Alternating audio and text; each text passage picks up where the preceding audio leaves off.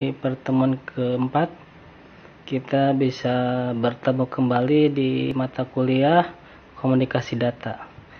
Nah, untuk hari ini kita akan membahas mengenai modulasi. Nah, untuk modulasi didefinisikan sebagai proses mengubah beberapa karakteristik tertentu dari sebuah sinyal pembawa atau carrier sesuai dengan karakteristik sinyal pemodulasi.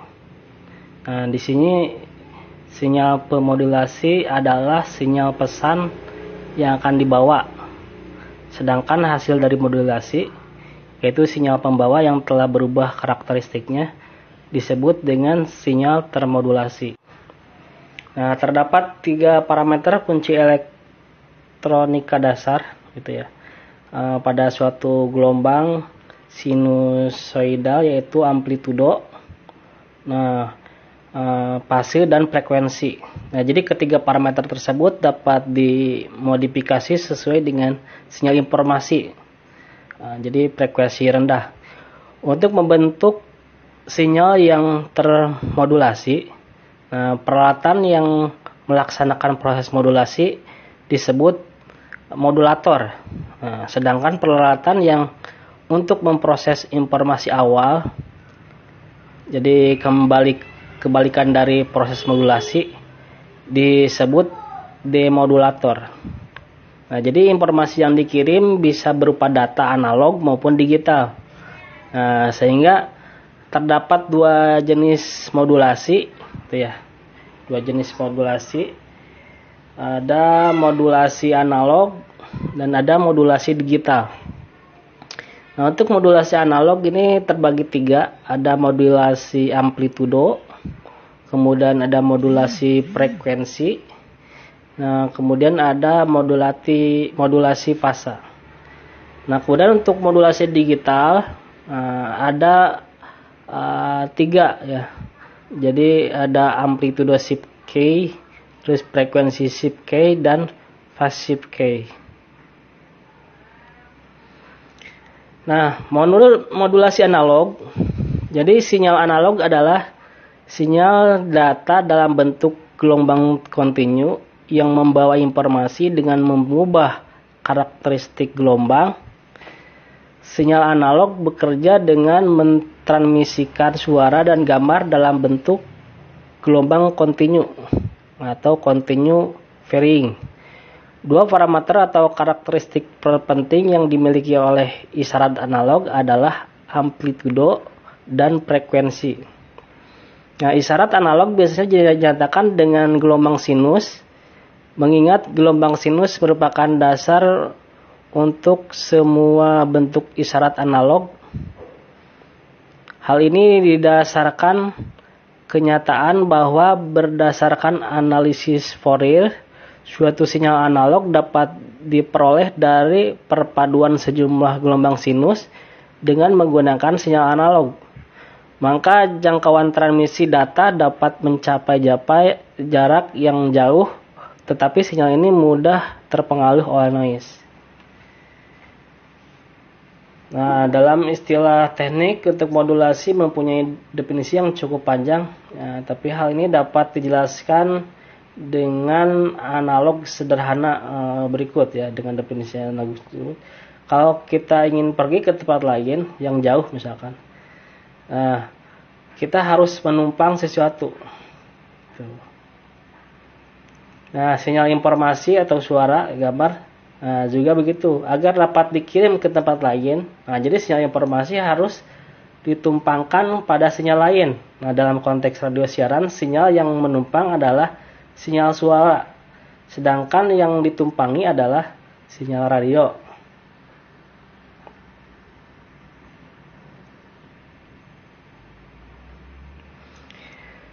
Nah, untuk jenis-jenis modulasi analog. Nah, di sini pada jenis modulasi ini ada amplitudo. Sinyal pembawa diubah secara proporsional terhadap amplitudo sesaat sinyal pemodulasi. Nah, sedangkan frekuensi tetap selama proses modulasi. Nah, gelombang pembawa yang belum dimodulasikan mempunyai harga amplitudo maksimum yang tetap dan frekuensi yang lebih tinggi daripada sinyal pemodulasi. Tetapi bila sinyal pemodulasi tetap diselipkan, maka harga amplitudo maksimum dari gelombang pembawa akan berubah-ubah sesuai dengan harga-harga sesaat dari sinyal pemodulasi tersebut. Dan bentuk gelombang luar atau sampel dari harga-harga amplitudo gelombang yang telah dimodulasi sama dengan gelombang sinyal informasi yang asli, atau dengan perkataan lain, gelombang sinyal pemodulasi telah diselipkan pada gelombang pembawa.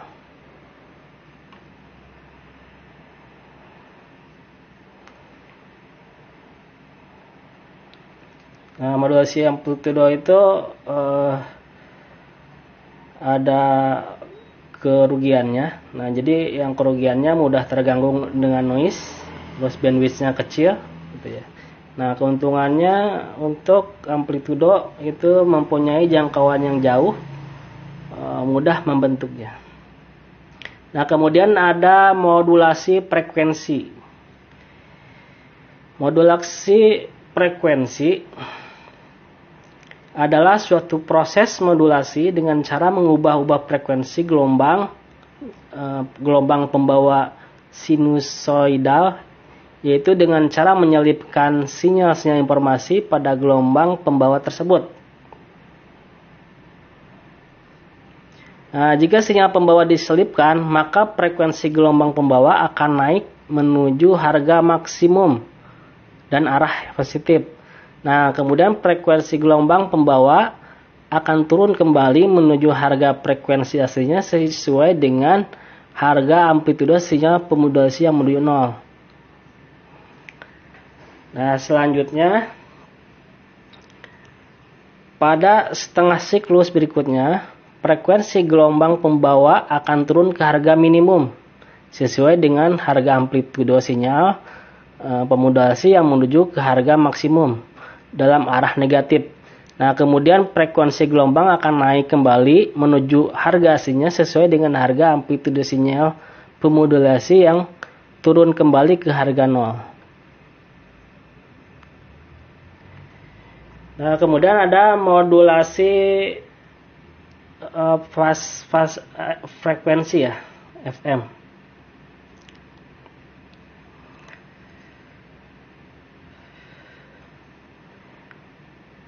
Nah, modulasi frekuensi didefinisikan sebagai perubahan frekuensi gelombang pembawa. Nah, demikian rupa sehingga perubahan sesuai dengan perubahan amplitudo dan informasi analog yang dibawanya.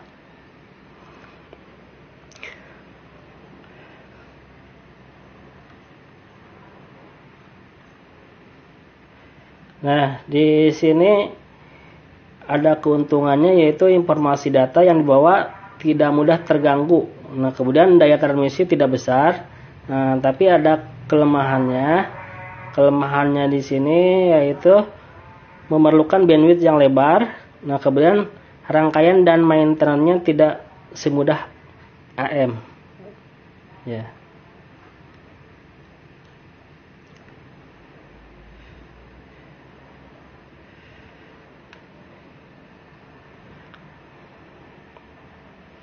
Nah, kemudian ada modulasi sudut fasa. Nah, di sini untuk modulasi sudut atau fasa, modulasi sudut atau fasa ini didefinisikan sebagai perubahan sudut fasa gelombang pembawa atau carrier sedemikian rupa sehingga perubahan sesuai dengan perubahan amplitudo data yang dibawanya. Nah, untuk carrier itu ada sinyal analog dan ada sinyal digital. Nah, konsep ini dikenal sebagai transmisi digital. Kemudian modulasi ini bisa dikenal sebagai modulasi pulsa. Nah, untuk jenis-jenis modulasi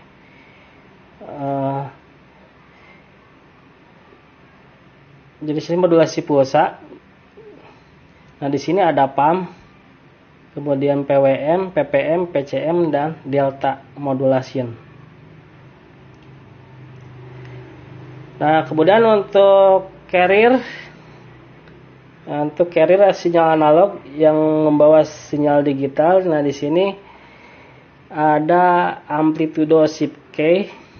Nah, dalam ASK dua nilai biner dilambangkan dengan dua amplitudo. Nah, beberapa pada frekuensi pembawa, umumnya salah satu amplitudo adalah 0, yaitu satu angka biner dilambangkan oleh adanya suatu amplitudo konstan pembawa dan satunya lagi tidak adanya pembawa. Nah, sinyal terpancar yang dihasilkan oleh suatu waktu bit adalah ASK, di mana A cos 2F itu merupakan biner 1 yang merupakan sinyal pembawa dan 0 merupakan 0. ASK rentan terhadap perubahan penguatan mendadak, dan kurang efisien sebagai teknik modulasi. Oke. Nah, kemudian ada lagi frekuensi shift key. Nah, untuk frekuensi shift key, bentuk paling umum FSK ya, atau singkatannya adalah binary FSK, yaitu dua nilai biner dilengkapi oleh dua frekuensi berbeda di dekat frekuensi pembawa. Kemudian sinyal terpancar yang dihasilkan oleh satu bit. Nah, kemudian ada lagi phase shift key. Nah, dalam PSK, phase sinyal pembawa digeser untuk melambangkan data. Nah, phase shift key dua tingkat skema paling sederhana menggunakan dua fase untuk melambangkan kedua angka biner dan dikenal dengan binary phase. Nah, bentuk alternatif PSK dua tingkat adalah diferensial PSK. Nah, dalam skema ini, biner 0 dilambangkan dengan mengirimkan lonjakan sinyal yang berfase, sama dengan lonjakan sinyal yang dikirim sebelum biner 1 dilambangkan dengan mengirimkan lonjakan sinyal yang berfase kebalikan dari yang dikirim sebelumnya. Nah, istilah diferensial merujuk pada fakta bahwa pergeseran fase dirujuk kepada bit yang dikirimkan sebelumnya, bukannya terhadap suatu sinyal rujukan konstan. DPSK menghindari perlu adanya fase osilator lokal pada penerima yang tepat, sama dengan pengirim. Selama pendahulu diterima dengan benar rujukannya, fase pasti tepat.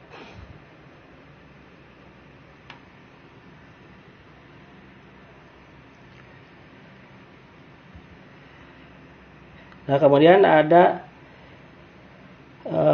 diferensi phase shift key ya.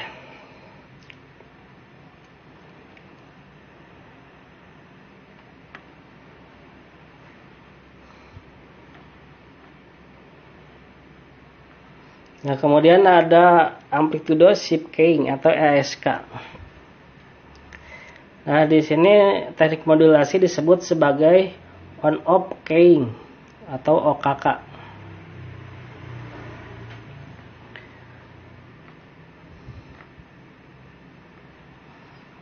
Nah, di sini ASK mudah terganggu atau oleh noise. Bit 0 dari 1 diwakilkan dengan membedakan ketinggian amplitudo. Nah, contohnya bit 0 tegangannya diwakilkan dengan 15 volt dan bit 1 akan diwakilkan dengan 8 volt.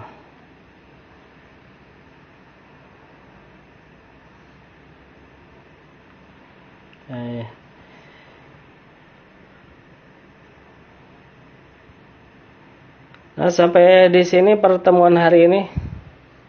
Mudah-mudahan bisa dipahami. Sampai bertemu lagi di pertemuan keempat. Sekian, wassalamualaikum.